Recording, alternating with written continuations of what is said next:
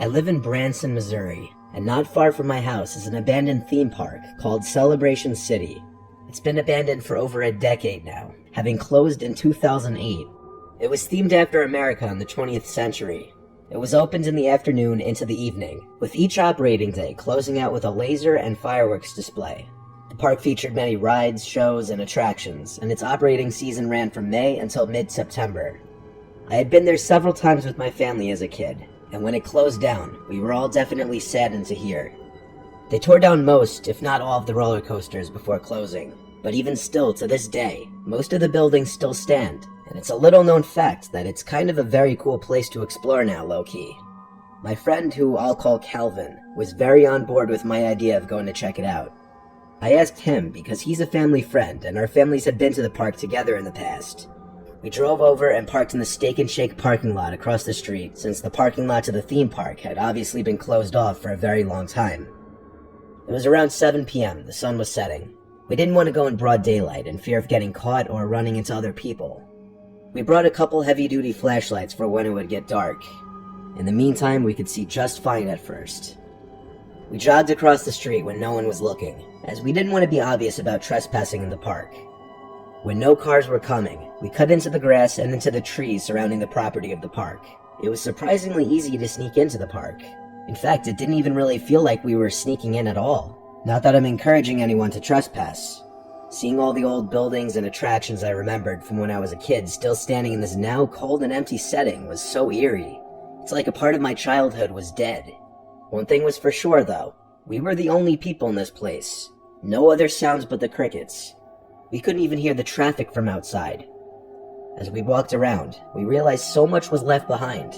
It was clear that people had been here since it closed because of writings and occasional graffiti on the wall, but lots of props and such were still in place or behind the glass in buildings. Some of the buildings had broken glass though, indicating people had broken in and explored some of them.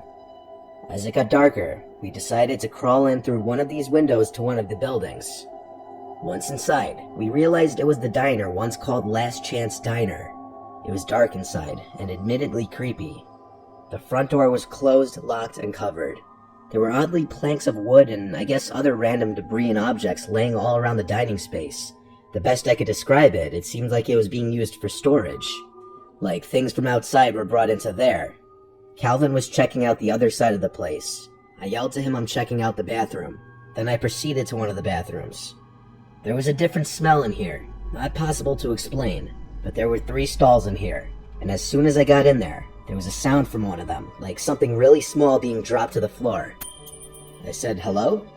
I had my flashlight on in this pitch-black room. All 3 stall doors were closed, but something made a noise in there. I held the bathroom door open with my foot, then got on my knees, and aimed the flashlight below one of the stalls, and I saw a pair of shoes and legs.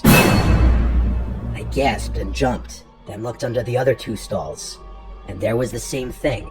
There were 3 pairs of shoes and legs visible under the stall doors, and one of them began to move as if they were getting down on their knees to look under the stall door, but I didn't stick around long enough to see their face.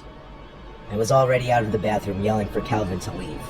I climbed back out through the window, and he followed me, not asking questions till we were out and away from that building.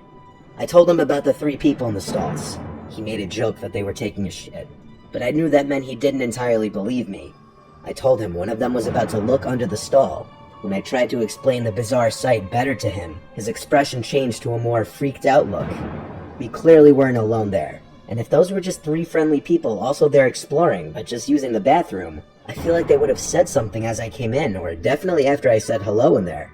By the time we were out of the park and back to the car, it was pretty much pitch black out. We haven't returned there since. I don't have an explanation for what I saw. It was scary and weird, and definitely switched the mood of what was otherwise a fun day.